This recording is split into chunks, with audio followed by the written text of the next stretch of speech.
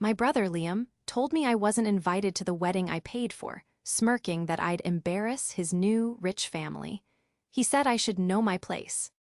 So I made one phone call to my lawyer, and hours before the ceremony, the venue, caterer, and photographer, all tied to my name, canceled, leaving 200 guests and his bride stunned. This is where the story truly begins, and you won't want to miss what happens. Make sure you're subscribed to see it through to the end. We're always curious. Where in the world are you all watching from today? Let us know in the comments. The smell of lacquer and fresh sawn oak usually calmed me. It was the scent of my success, of stability I had built with my own two hands. But that Tuesday, the air in my workshop felt thin and suffocating. I was sitting at my drafting table, a half-finished design for a client's library blurred in front of me, trying to ignore the dull, throbbing ache behind my eyes. It had been my constant companion for a week, a tension headache my doctor blamed on stress. "You need to slow down, Ava," she'd said. "Stress is a silent killer." I was trying, I really was. I'd even scheduled a rare afternoon off, planning to do nothing but sit in my quiet apartment with a book. But first, I had to finalize the last payment for the wedding reception's ice sculpture. An ice sculpture. I smiled grimly. My brother, Liam, was really getting the full princess treatment. My phone buzzed on the table, the screen lighting up with his name. I felt a familiar rush of affection, quickly followed by exhaustion. The wedding planning had been a lot, more than I'd anticipated. Chloe, his fiancée, had tastes that ranged from extravagant to galactic, and my role as loving sister had quickly morphed into unlimited bank account. "Hey, Liam," I answered, trying to inject energy into my voice. "What's up? Did Chloe decide she needs doves released from a hot air balloon now?" There was a pause, not a laughing-at-your-joke pause, but a cold, empty one. "Hey, Ava, you got a minute?" The headache behind my eyes gave a sharp, warning pulse. "Yeah, I'm just finishing up at the shop. What's going on?" "So, I'm here with Chloe and her mother." I heard a woman's impatient whisper in the background. "Just tell her, Liam. Get it over with." That was Susan, my future sister-in-law's mother, a woman who looked at me like I was something she'd stepped in. "Okay," I said slowly, sitting up straighter. My foreman, Daniel, glanced over from the bandsaw, his brow furrowed in concern. He could always read my moods. "Look, Ava, this is really awkward," Liam began. His voice had that slick, smooth tone he used when he was trying to sell someone something, a new, polished veneer he'd acquired in his investment job. "We've been doing the final seating charts for the reception. And, well, Chloe's family is. You know, they're very traditional, old money, and they have a lot of very important friends coming in for this." I stood up, my hand tightening on the phone. The sawdust on my jeans, the calluses on my palms, the simple, practical braid of my hair, I suddenly felt all of it, as if through Susan's critical eyes. "Liam, what are you trying to say?" "We just don't think you'd fit in, Ava." The words hit the air and hung there, utterly silent. Even the band saw in the background seemed to go quiet, though I knew it hadn't. "Fit in," I whispered. "I'm your sister. I'm paying for this, all of it." "And we really appreciate that, Ellie, we do," he said, using my old childhood nickname. It felt like a betrayal all on its own. "It's an amazing gift, but think about it, you'd be there in your work clothes." "I was planning to wear a dress, Liam," I said, my voice dangerously quiet. "A very expensive one, actually, from one of the boutiques Chloe recommended." "It's not just the clothes," he snapped, his voice finally losing its polish and cracking with irritation. "It's you, the whole rustic carpenter thing you've got going on. Chloe's parents are concerned, her friends are. Well, they're from a different world. You'd be uncomfortable. You'd just embarrass me." Embarrass him? The words echoed in the sudden, roaring silence of my mind. I, who had held him during night terrors after our parents died. I, who had sold my first car to pay for his college application fees. I, who had built a six-figure business from nothing, pouring every spare dime into giving him the life I never had. I would embarrass him. "So I'm not invited," I stated.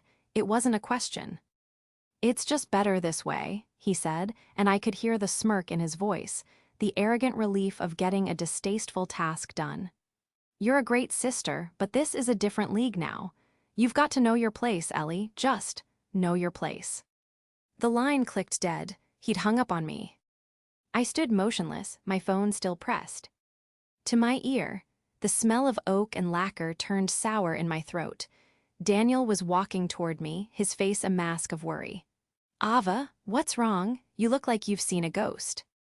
I lowered the phone, my hand trembling so violently I almost dropped it. I looked at my hands, strong, capable, stained with wood varnish. The hands that had built my brother's future. The hands that had just signed checks for caterers, florists, and a historic venue. The hands that he was now ashamed of. I sank back onto my stool, the headache exploding into a full-blown migraine. But beneath the pain, something else was rising. A cold, clear, and quiet rage. He wanted me to know my place. Oh, I knew my place. My place was as the sole signatory on every single contract for his entire, extravagant, six-figure wedding. The betrayal was worse than any physical pain I had ever felt. The rest of the afternoon was a blur. I don't remember driving home. I don't remember feeding my cat or changing out of my work clothes. I found myself on my sofa, the sun setting and painting my living room in shades of orange and purple, and I was just cold. The shock had settled into my bones, a deep, marrow-chilling freeze. Embarrass him. The word pair played on a loop, a cruel soundtrack to a montage of memories. Me, age 19, holding a crying, 12-year-old Liam at our parents' joint funeral, promising him I would never let him down. Me, age 26, working a second job bartending, my hands raw and bleeding, just so he could go on the class ski trip with his private school friends. Me, just last month, sitting with him and Chloe at a comically expensive restaurant, laughing as I agreed to their request for a dream wedding. I'd wanted to give him everything, to be the parent and provider I'd been forced to become. And in return, I was an embarrassment. My phone buzzed again. It was Liam. A text message this time. "Hey, just wanted to make sure you're cool. I know it's tough, but it's for the best. I'll take you out for a nice dinner next week, my treat, to make up for it." My treat, as if he was the one with the successful career and I was the charity case. The audacity of it, the sheer, patronizing arrogance, was like a slap. I stared at the message, my vision blurring. I felt the familiar, hot sting of tears, but they wouldn't fall. The coldness inside me was too deep. I thought about his different league. The league I was paying for. The league he and Chloe and her snobbish mother, Susan, were so desperate to impress. They saw me as a simpleton, a manual laborer with a freakish amount of money. They didn't see the businesswoman. They didn't see the woman who had clawed her way into an industry dominated by men, who negotiated timber contracts from 3 different continents, who managed a payroll of 15 skilled artisans. They saw sawdust, they saw a problem to be hidden. But they had forgotten one crucial thing. My phone rang again. This time, it was Mary, our mother's best friend. She had been a co-parent to Liam, a surrogate aunt who had cooked countless dinners and offered endless support. She was, of course, invited to the wedding. "Ava, honey," her warm voice crackled. "I just got the strangest call from Liam. He said you weren't feeling well, that you'd be sitting out the ceremony. I tried to tell him you wouldn't miss this for the world, but he was so dismissive." I took a deep, shuddering breath. He uninvited me, Mary. The silence on the other end was absolute. He what? "He said I would embarrass him in front of Chloe's rich friends," I recited, the words sounding hollow and absurd. "He said I should know my place." That ungrateful little. I heard her inhale sharply, a string of words I knew she was holding back for my sake. "Ava, what did you say? What are you going to do?" "I don't know," I lied, because in that moment I did know. The fog of shock was clearing, and the coldness inside me was beginning to crystallize. It was hardening into a plan. A very simple, very quiet, very final plan. He sounded so different, Mary. I whispered, the first real tear finally tracking down my cheek. He sounded like them. He sounded like Susan. "Oh, honey, that woman has poisoned him," Mary said, her voice filled with a sudden, fierce anger. "She never liked that he came from a working family. She thinks your business is quaint." I heard her say it at the engagement party. I remembered that party, held at Susan's sprawling, sterile mansion. I'd arrived straight from the workshop after a small emergency, my hair slightly messy, a smudge of grease on my hand I'd missed. Susan had looked at my hand, then at Liam, and given a tight, thin-lipped smile that didn't reach her cold, assessing eyes. Liam had flinched and moved away from me. At the time, I thought he was just nervous. Now I saw it for what it was: shame. But they had forgotten one crucial thing. I said my vow. Ice hardening. I was speaking to myself as much as to Mary. "What's that, dear?" "My name," I said, standing up and walking to my desk. I pulled out the thick, leather-bound folder, the one marked Liam's wedding. The contracts, the deposits, the final payments, it's all in my name, not his, not Chloe's. There was a long, slow pause. Then, "Oh, Ava, you wouldn't." I opened the folder. The first page was the venue contract for the historic Elmswood estate. The final, non-refundable balance, a staggering $50,000, was due to be charged to my business credit card in 3 days, the day before the wedding.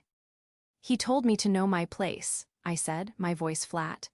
"My place is the owner of Ava Custom Designs, LLC, the legal entity paying for this entire party, and if the host isn't invited, is there even a party at all?"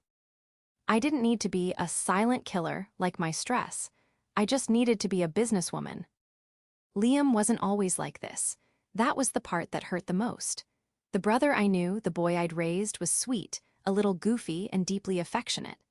After our parents died in that car crash, me 19, him 12, we were all each other had. I just started my woodworking apprenticeship, and my grief poured itself into the grain of the wood. I worked until my hands bled, taking every overtime hour, every side project, putting my own life on hold. Everything was for Liam. My small 2-bedroom apartment became his sanctuary. I attended every parent-teacher conference. I sat in the stands at every soccer game, smelling of wood stain and sweat, cheering louder than anyone.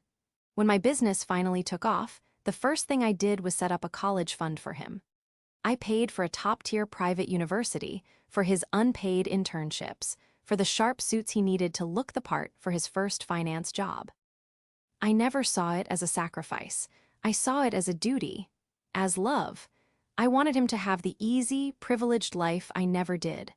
I wanted him to fly, untethered by the grit and labor that defined my own existence. And he had. He'd flown right into the orbit of Chloe and her mother, Susan. I met Chloe about a year ago, at a dinner Liam insisted on. She was polished to a high sheen, like a new car. Her hair, her nails, her laugh, everything was expensive and perfectly placed. She ran a lifestyle blog, which, as far as I could tell, mostly involved her taking pictures of expensive meals her parents paid for. From the start, she treated my profession as a cute, strange little hobby. "Oh, you make things?" she'd chirped, tapping her perfectly manacled fingernail on the solid walnut coffee table in my living room, a piece that had been featured in an architectural magazine. How rustic, like on Etsy. But the real antagonist, the true source of the poison, was her mother. Susan was a woman who wielded her old money, status like a weapon. She was a gatekeeper, and she'd made it clear from day one that I was on the wrong side of the gate. At their engagement party, she'd pulled me aside. "Ava, dear," she'd said, her smile as thin as a razor wire. "It is so. Commendable what you've done for Liam, to lift him up. He's really managed to transcend his origins." I just smiled. We had a wonderful upbringing, Susan. Our parents taught us the value of hard work. "Yes, of course," she'd said, her eyes flicking over my simple dress. "But this, well, this is a different world. We're so glad Liam has adapted so beautifully. He's a natural fit for our family." The implication was clear. He fits, you do not. From then on, I watched Liam change. He started correcting the way I spoke. He'd suggest I not visit his office, implying the high-rise finance building was too intimidating for me. He stopped calling me Ellie and started calling me Ava, but with a strained, formal tone. He was molding himself into the man he thought Chloe and Susan wanted, and in the process, he was carving away every piece of the boy I'd loved. When he'd asked me to pay for the wedding, I'd seen it as one last chance to connect. A grand gesture of love that would remind him where he came from. Ellie, it's just, Chloe's parents are covering the down payment on our new condo, he'd explained over coffee, looking miserable. And they keep making comments about, you know, how a wedding shows the world who you are. Susan has a list of non-negotiable vendors. It's a lot. We can't afford it. How much? I'd asked, bracing myself. He slid a piece of paper across the table. The budget was just shy of $100,000. I'd nearly choked on my coffee. Liam, this is insane, ID said. This is a down payment on a house. I know, he'd said, his voice pleading. But this is her world, Ava. This is my one chance to show her family that we belong. Please, I'll pay you back, I swear. I knew he never could, but looking at his desperate face, I saw the 12-year-old boy afraid of being left out, and like a fool, I'd caved. Okay, ID said. I'll take care of it. It's my wedding gift to you both. His relief was so profound, he'd hugged me, his eyes wet. Thank you, Ellie. You're the best sister in the world. You've always been there for me. 2 months later, that same boy was smirking down a phone line, telling me to know my place. The cognitive dissonance was staggering. This wasn't just an insult, it was an erasure of our entire history. They hadn't just uninvited me, they had uninvited the 19-year-old girl who'd given up everything. And that was the part that made my next call so easy. The morning after Liam's call, the cold, quiet rage had settled into a sharp, crystalline focus. The headache was gone, replaced by a chilling clarity. I was no longer a grieving sister. I was a CEO with a contract problem. I sat at my desk, the wedding folder open. My clever trap, my leverage, wasn't just that the contracts were in my name. It was that, as a business owner who deals with high-end clients and fussy designers, I knew the power of the fine print. I had personally negotiated every single contract.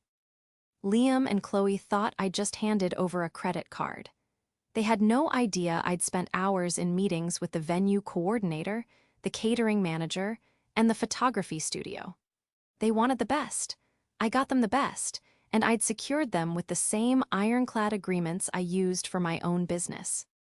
And every single one of those agreements had a clause I had insisted on, linking all services to the event host, defined in Schedule A as Ava my last name of Ava Custom Designs, LLC. The final, massive payments were all due 72 hours prior to the event. If the host canceled before that deadline, the only loss was the initial deposit. They had uninvited the event host. My first call wasn't to a vendor. It was to my lawyer, Jacob. Jacob was in his 60s, sharp as a tack, and had been my father's friend. He'd helped me set up my business, and he'd guided me through the legal morass after my parents' deaths. He was as much an uncle as a lawyer. Jacob, hi, it's Ava, I said, my voice steady. Ava, you sound calm. That's usually when I should be worried, he joked. I have a situation, I said. I laid it all out. The wedding, the money, Liam's phone call, the embarrassment, the know your place comment. There was a long, heavy silence on the line. When Jacob finally spoke, his voice was stripped of all its usual humor. That ungrateful. I'm sorry, Ava. I have no words for his behavior. For what it's worth, your father would be deeply disappointed. He's made his choice, Jacob. Now I'm making mine. I want to cancel everything. Legally, he said, all business, you are 100% in the clear. You are the signatory. You are the sole financier. The vendors have a contract with you, not with Liam or Chloe. If you, the client, inform them you will not be remitting final payment and are canceling the event, they have no choice but to comply. They'd be trespassing to show up on site without a valid contract. That's what I thought, I said, a grim satisfaction settling in. But Ava, he cautioned, are you sure this is scorched earth? There's no coming back from this. I looked at a photo on my desk. It was me and Liam, years ago, at his high school graduation. We were both grinning, him holding his diploma, me with my arms slung proudly around his shoulder, my t-shirt covered in sawdust. He's already scorched it, Jacob, I said softly. He just doesn't know it yet. I'm just kicking the embers out before my whole house burns down. Jacob sighed. All right, send me copies of the agreements. I'll draft the cancellation notices. We'll send them via email with certified mail follow-ups, all perfectly legal, professional, and final. You, however, should make the initial calls. It's better they hear it from you directly. I thanked him and hung up. It was time. My first call was to the Elmswood estate, the venue. The $50,000 balance was due tomorrow. Elmswood estate, this is Cynthia, a cheerful voice answered. Cynthia, hello, it's Ava last name. I'm the host for the last name/Chloe's last name wedding this Saturday. Ms. Last Name, hello, we are so excited for this weekend. I was just about to call you to confirm the final payment processing. Everything is on track for a beautiful day. I took a breath. Cynthia, I'm afraid there's been a significant change of plans. I, the event host, have been uninvited from the wedding by my brother. I'm sorry, she stammered. You've been, what? I've been informed I am no longer welcome. Therefore, as the sole financier and signatory on our contract, I am hereby canceling the event scheduled for this Saturday. Per Section 4A of our agreement, I am canceling 72 hours prior to the event date. The final payment of $50,000 will not be made. The LLC will forfeit the initial deposit, but the contract is now void. There was a long, stunned silence. You're canceling the whole wedding with 200 guests, but the bride.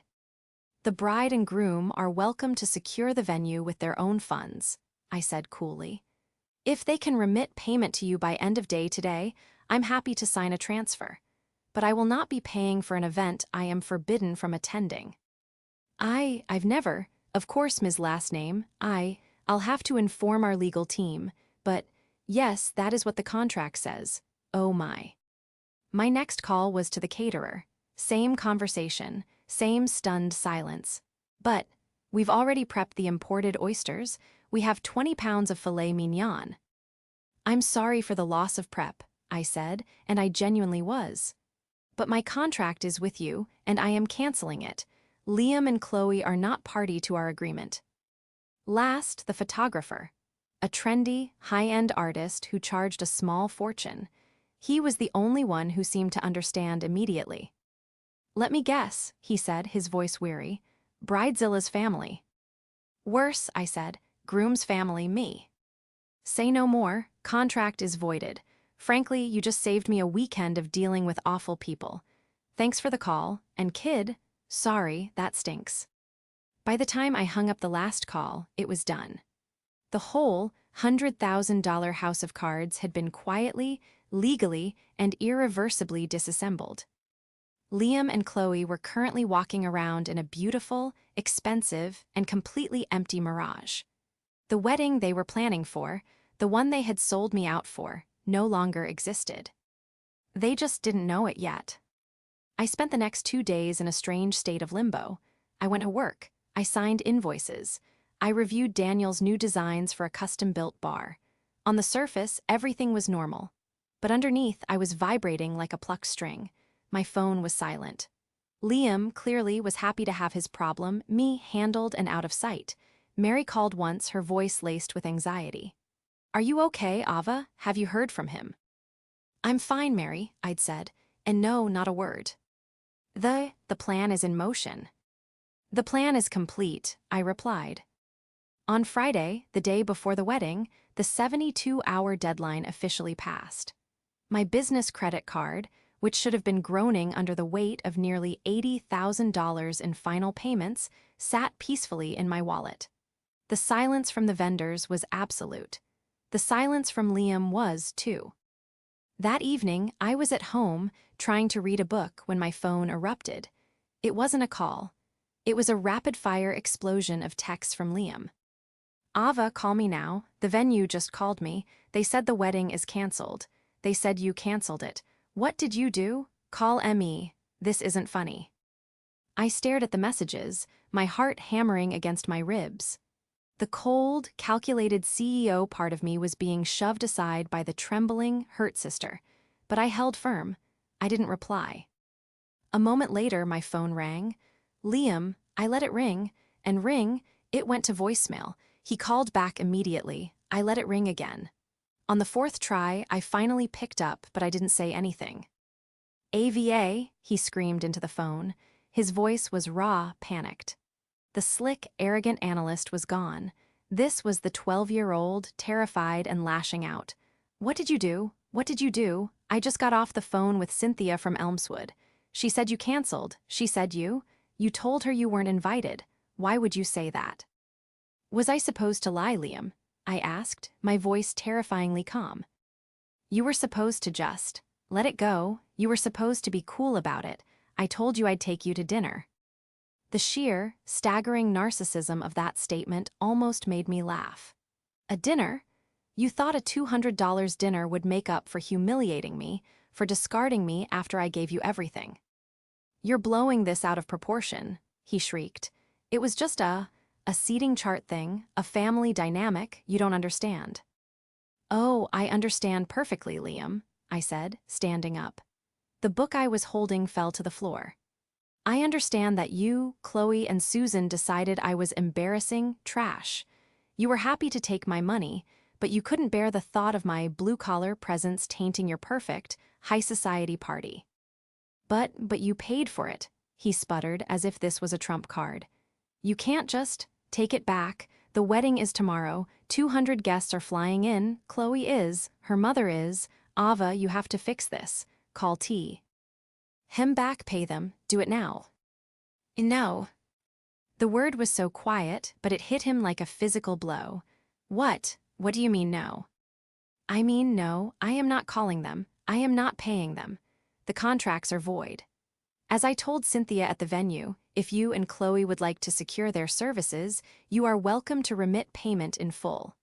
Tonight, I'm sure your future mother-in-law, with all her old money, can easily cover a $100,000 last-minute bill. I heard a sharp inhale. He hadn't even considered that. He just assumed I was the magical money tap he could turn on and off at will. She can't, she won't, they think I have money, they think your business is, like, part of my portfolio. Ava, you're ruining me. And there it was, the real truth. He hadn't just been ashamed of me, he had been lying about me, co-opting my success as his own to impress his new, wealthy family. I wasn't an embarrassment. I was a resource he'd been fraudulently claiming. I'm ruining you, I said, my voice rising for the first time. You stood by and smirked while your fiancée and her mother planned to humiliate your own sister, the one person who has ever had your back. You told me to know my place, Liam. Well, my place is not as your doormat. My place is not as your secret, shameful piggy bank. You can't do this to me, he whispered, his voice cracking. I heard a door slam in the background and a shrill voice, Chloe. Is it fixed? Liam, is it fixed? The wedding is off, Liam, I said, my voice flat and final. You wanted a wedding without me? Congratulations, you got one. I hung up the phone. I stood in the silence of my apartment, my entire body shaking. The string had been plucked, and the vibration was almost too much to bear. But as the adrenaline faded, something else took its place. It wasn't triumph. It wasn't joy. It was a profound, aching, and terrible sense of peace. The silent killer stress that had been plaguing me for months was gone. The Band-Aid had been ripped off. It was done. I didn't sleep that night. I sat on my sofa, wrapped in a blanket, and just watched the city lights. I felt hollowed out, but the cold, trembling panic was gone. I had made my stand. Now I just had to wait for the fallout. My phone remained silent. I pictured the frantic, hysterical scenes playing out at Chloe's mansion. The screaming, the tears, the accusations. I imagined Liam, a cornered animal, trying to lie his way out, trying to blame me, only to be confronted with the fact that he was, in fact, penniless and powerless. He had built his entire new life on a lie, using my hard work as his foundation. And I had just pulled the foundation out. The morning of the wedding dawned bright and painfully beautiful. A perfect day for a wedding. My phone, which I'd finally plugged in to charge, lit up around 9 a.m. It was Mary. "Ava, are you okay?" she asked, her voice low. "I'm okay, Mary. I'm at the workshop." I'd come in at dawn. I couldn't stand being in my apartment. The smell of sawdust was, once again, a comfort. "Well, it's happening," she said. "What's happening?" "The guests. A few of my friends are in from out of town for it. They're all at the hotel, getting dressed. They're texting me, asking about the shuttle to the Elmswood. Apparently, the shuttle never showed up." My stomach lurched. They still went. "Liam and Chloe must not have told anyone," Mary said, her voice filled with disbelief. "They must have thought, I don't know, that you'd cave, that you'd fix it, that it was all just a threat." This was a level of arrogance I hadn't even anticipated. They hadn't canceled the guests. They hadn't told anyone. They had assumed, right up until the last possible second, that I would fold. That I would come crawling back, checkbook in hand, begging for their forgiveness, just to save them from embarrassment. They still didn't get it. They still thought I was the one who was desperate. "So what's happening now?" I asked, sinking onto a stool. "People are starting to call the venue themselves," Mary said. "And the venue is, well, they're telling them the truth, that the event was canceled by the host, that there is no wedding." I closed my eyes. I could picture the chaos. 200 of the rich friends and old money families, all dressed in their finest, standing in a hotel lobby, finding out their exclusive event had vanished. The humiliation would be radiating outward, a shockwave of gossip and scandal. "They're coming for you, Ava," Mary said, her voice grim. "I just got a text from a friend. She said Susan and Chloe were in the lobby and she'd never seen such rage. Susan was screaming about breach of contract and lawsuits. And Liam," she said Liam looked terrified.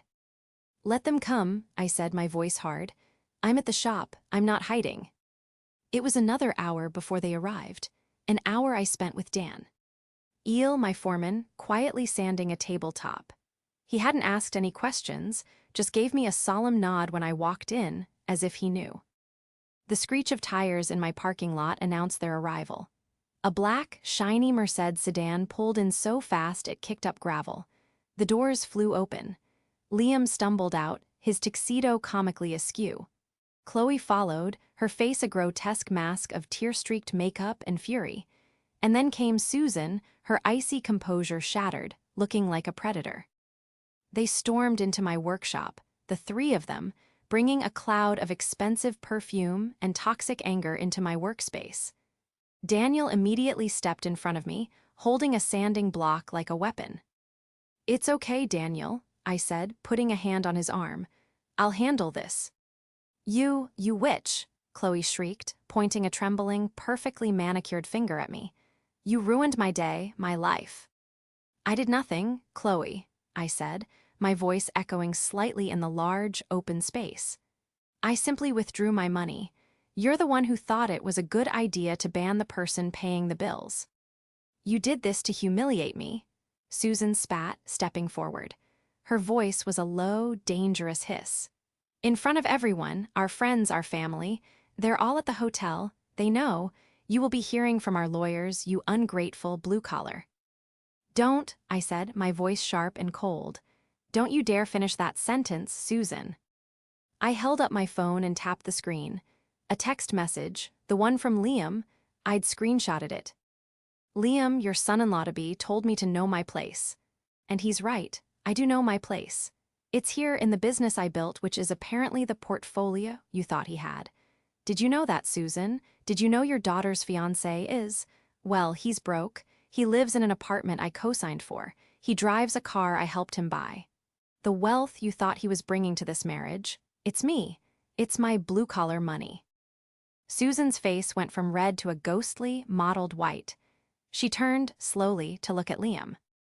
Liam, who had been silent, just stared at me, his face ashen. "Ellie, please, don't." She's lying," Chloe stammered, looking between me and her mother. "Liam, tell her she's lying, tell her." Liam just stood there, his arrogant smirk from 2 days ago completely gone, replaced by the terrified, trapped look of a child. And in that moment, Chloe's spell broke. The spell that Liam had cast, the one that made him a natural fit for her world. She wasn't looking at a high-flying finance bro. She was looking at a liar, a broke, pathetic liar who had promised her a world he couldn't deliver. "Liam," Susan said, her voice like ice, "is this true?" Liam couldn't speak, he just looked at the floor. "So," I continued, pressing my advantage, "as for your lawyers, Susan, please send them. Here is my lawyer's card." I plucked one of Jacob's cards from my desk holder and held it out. "He has copies of every contract, all signed by me. He also has the text message from your future son-in-law, explicitly barring me from the event. It's called breach of faith, Susan. You can't uninvite the person paying and still expect them to pay. That's not old money. That's just theft." Susan stared at the card, then at me, her eyes burning with a hatred so pure it was almost impressive. "You," Chloe whispered, her voice breaking. You told me you had a trust fund, you said she just managed it." Liam finally looked up, his eyes wild with desperation. I was going to. I just needed more time. Ava, just fix it. Please, I'll apologize." "An apology?" I asked. "You think this is about an apology?" I laughed, a short, bitter sound. "This is about consequences, Liam, something you've never had to face because I was always there to shield you. Well, I'm not here anymore." Chloe let out a sound, a high-pitched wail of pure, unadulterated despair. She turned and slapped Liam hard across the face. The sound cracked through the workshop, sharp and final. "You loser," she screamed. "You're a fraud, you're nothing." She turned and ran, sobbing, back to the car. Susan gave me one last look of pure venom. "This isn't over." "Oh, I think it is," I said quietly. She turned and followed her daughter, her back rigid. Liam and I were left alone, surrounded by the smell of sawdust. He was holding his red cheek, his shoulders slumped. He looked, finally, like the little boy I'd raised, pathetic, lost, and completely, utterly broken. "Ellie," he whispered. "Get out, Liam," I said, my voice void of all emotion. "Get out of my shop." He flinched as if I'd slapped him too. He looked at me, his eyes pleading. But there was nothing left for him to appeal to. The sister he'd known was gone, and the woman left in her place was a stranger. He turned, his expensive tuxedo covered in a fine layer of sawdust, and walked out. The silence that Liam left behind was heavier than any noise. Daniel, who had been watching the entire exchange from the back of the shop, Finn. Ally walked over. He didn't say anything, just picked up the sanding block I'd dropped and placed it gently on my workbench. "You okay, boss?" he asked, his voice low. "I think so," I whispered. I felt like I had just run a marathon. "I think I'm finally okay." "Good," he said, giving me a rare, small smile. "Because that was a long time coming, and for what it's worth, your dad would have been proud." His words undid me in a way all the screaming and accusations hadn't. A single tear, hot and heavy, rolled down my cheek. I wasn't just grieving my brother, I was grieving the entire life I'd built around him. But Daniel was right. It was over. The aftermath was nuclear.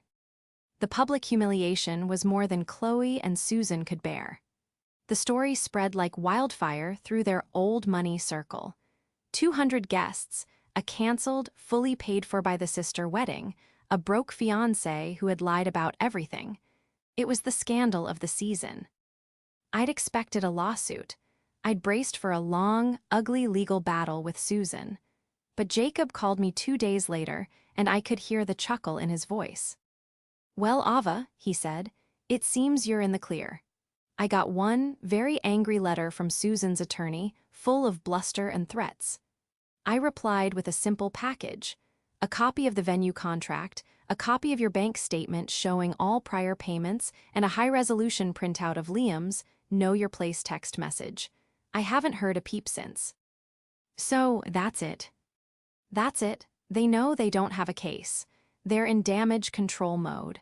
The last thing they want is for this to go to court and have Liam's text message read into the public record. They're not angry you canceled, they're furious you exposed them. The engagement was, of course, called off. Chloe's Instagram, once a shimmering beacon of curated wealth, went private. Liam, I heard through Mary, was fired from his job. Apparently, Susan's husband had a friend on the board. One phone call was all it took. The different league he'd been so desperate to join had unceremoniously and permanently kicked him out. He was, in a single weekend, homeless. I'd started the eviction process for the apartment, jobless and disowned by both the family he'd betrayed and the one he'd tried to buy. The climax wasn't the showdown in my workshop. It was the phone call I received 2 weeks later. I was at my desk, sketching out a new design when my phone rang. An unknown number. I almost let it go, but something made me answer. Hello. It's Ellie. My hand froze. It was Liam. His voice was, I'd never heard it sound that way. Thin, raspy, completely devoid of energy. What do you want, Liam? I asked. I'm at the bus station, he said. I don't have anywhere to go. My cards are all, they're declined. I haven't eaten today. The blunt, pathetic tragedy of it hit me. He had no one. He had burned every bridge, and now he was standing on the shore, watching the ships sail away. I didn't know who else to call, he whispered, and I heard him sniffle. He was crying. Not the crocodile tears of a man caught, but the broken, hopeless sobs of a child. I closed my eyes. The 19-year-old girl inside me, the one who had sworn to protect him, stirred. I hated him for it. I hated him. But I couldn't leave him on the street. Stay there, I said, my voice weary. I'll send someone. I hung up. I thought for a moment. Then I called the one person I could trust. Mary. Ava, what's wrong? Liam's at the bus station. He's got nothing. I can't go see him, but can you? Mary was silent for a long time. That boy, she began, her voice tight with anger. He deserves to be there, Ava. You know that, right? After what he did to you. I know, I said, my voice thick. I know he does, but I can't. Please, Mary, just make sure he's safe. Get him a meal. A hotel room for a few nights, just, until he can figure something out. There was another long, heavy sigh. You're a better person than he deserves, Ava last name. You've always been. Just send me the bill, I said. I will not, she snapped. This one is on me. But Ava, this is the last time, for your own good, this is it. He's a man, he has to learn. I know, I said, this is it. I hung up, and for the second time that month, I put my head down on my drafting table and cried. But this time, it wasn't for me. It was for the brother I'd lost. The one I'd loved, and the one I was finally, truly letting go. Mary did what I'd asked. She went to the bus station. She found Liam, gaunt and terrified, sitting on a bench. She bought him a hot meal, which he apparently ate like a starving animal. She rented him a room at a simple, clean motel for 1 week, paid in cash. He asked about you, Mary told me over the phone later that night. What did you tell him? I told him you were the one who made the call, she said. I told him you were the one who saved him from sleeping on the street, and then I told him to never, ever contact you again. I told him this was the last cent he would ever get from you and the last ounce of kindness. I told him the sister he knew was gone, and he had only himself to blame. Thank you, Mary, I whispered. He's a grown man, Ava, she said, her voice firm but kind. He's educated, he's healthy, he can get a job, he can start over, but he can't do it by hanging on to you. You're free. And she was right, I was. The weeks that followed were quiet. The noise and the drama faded, replaced by the familiar, comforting hum of my workshop. My headaches were gone. I was sleeping through the night for the first time in a year. I'd given Daniel a long-overdue raise and promotion, making him my official business partner. We were expanding, taking on new apprentices. I used the money, the nearly $100,000 I hadn't spent on the wedding, to start a scholarship fund at the local community college, specifically for students going into the skilled trades. I named it after my parents. It felt right. It felt like my money was finally knowing its place. I never heard from Susan or Chloe again. Their world had closed ranks, and the scandal, I'm sure, was quickly buried under new ones. I didn't hear from Liam for a long time. The eviction went through. The car was repossessed. He was, legally and financially, excised from my life. Mary told me she'd heard from a friend that he'd left the state, that he was working some menial job in retail, trying to get back on his feet. The news didn't bring me joy, but it didn't bring me pain either. It just was. He was a stranger's story now. About a year later, I was at the workshop on a Saturday, finishing a piece, when I saw someone standing at the open bay door. My heart stopped. It was Liam. He was different, thinner. His hair was longer, and he wasn't wearing a sharp suit.